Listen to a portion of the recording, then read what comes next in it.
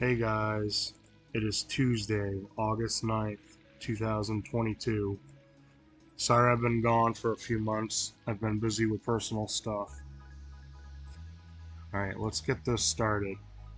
This is going to be episode 5, titled The Big Three, Part 3, Werewolf.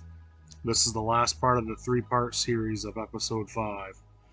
Today we'll be focusing on the not so well known cryptid called the werewolf.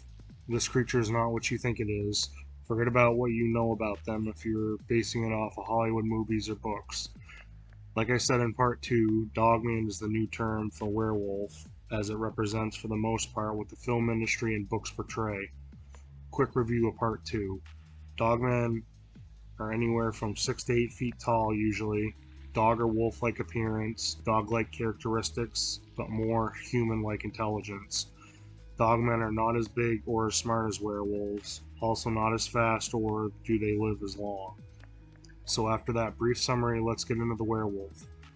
The werewolf has been around for thousands of years. Some have been genetically altered to suit the needs of the military. As with the dogman, werewolves have been used in many missions overseas, such as Vietnam and the war in Afghanistan. They do not transform into humans or vice versa like movies or books like to portray. This is where shapeshifters come into play. Werewolves are usually 7 to 9 feet tall and weigh around 350 to 700 pounds. They are mostly solitary, unlike the dogman, which are known to be in packs like wolves. The werewolf is much bigger, smarter, and faster than the Bigfoot or dogman. Their appearance is best represented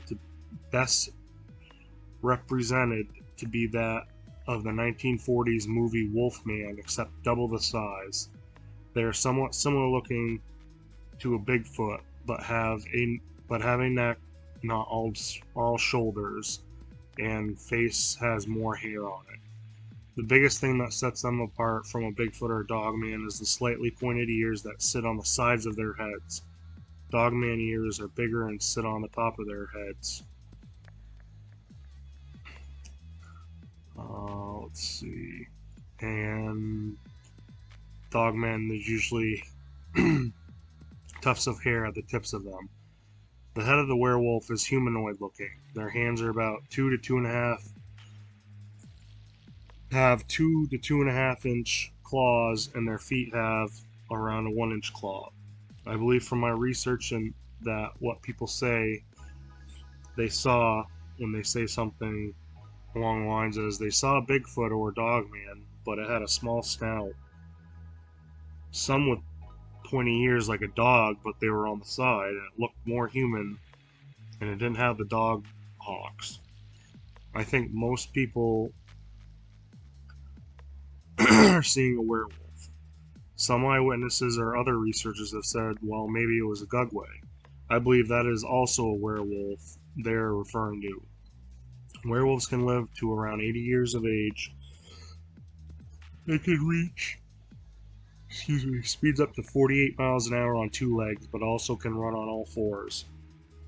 Werewolf footprints are similar looking to humans, but with claw marks. They were used in Vietnam to help American soldiers.